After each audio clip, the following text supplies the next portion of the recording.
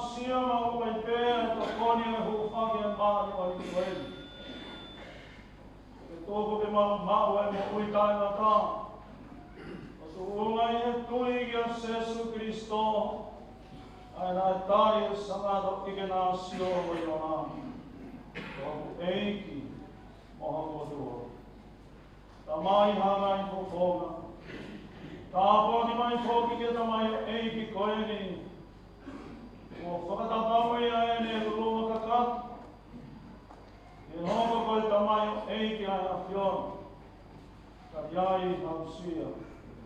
Ta mai e ne tuha mua mai la kama whakasebari ni e koe. Maulotu ia mai maukone o whanga i a Kristo. Kune a whio mo pūre whakataha mo koe. Lau maare maa i o ni. E o tua i me taha ka ngata. E ka ngata.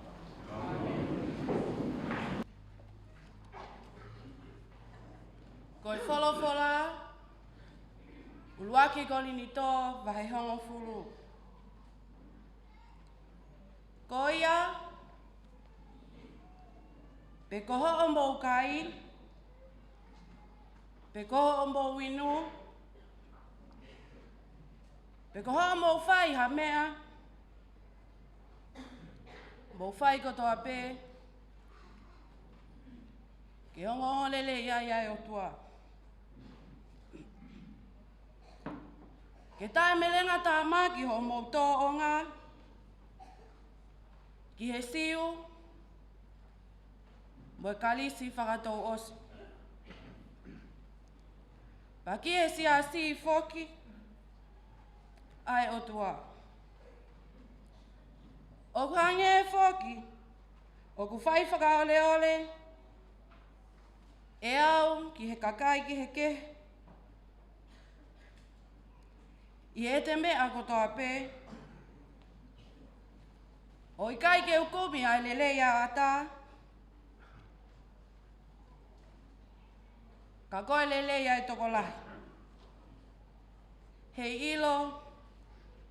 E lawai hona u whakamo ui. Mou hoko ko kau whai taki ki a te au. O hange e whoki. Koe ku whai taki a aku ki a Kiristo. Pea koeni, o kua whakamalo atu, i hoa mau manatu ki a te au, i he mea kotoa pē. Mou puke a ngai tūtu uni, o whakatatau ki e kutuku atu.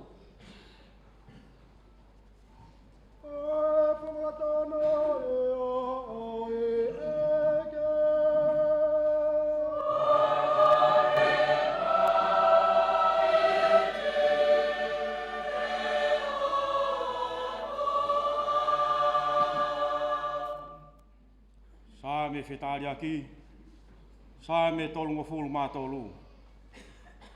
O moutari, mou wakai mo ai ahii, e fungani o eiki, pea tataki atu pe e kauhiwa.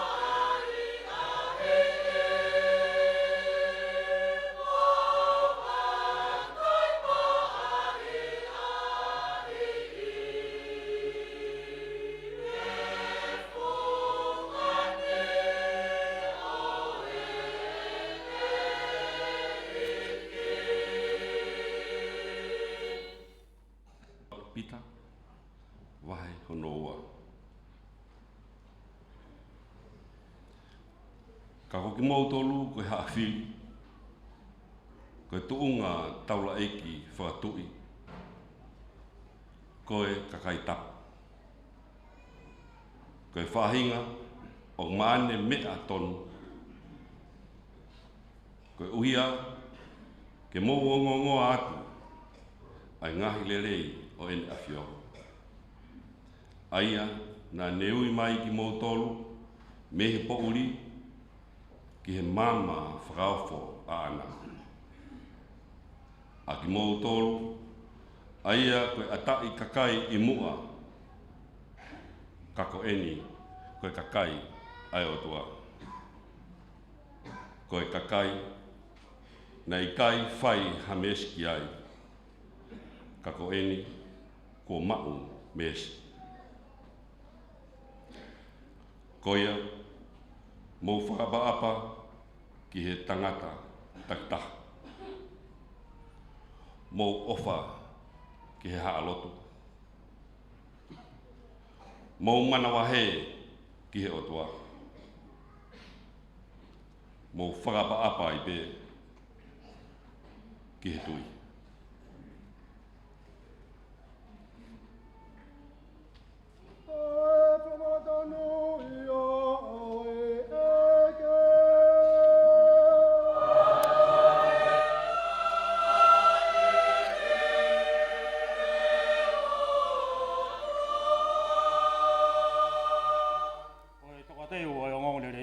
Mo kata ki o meha ki o runga.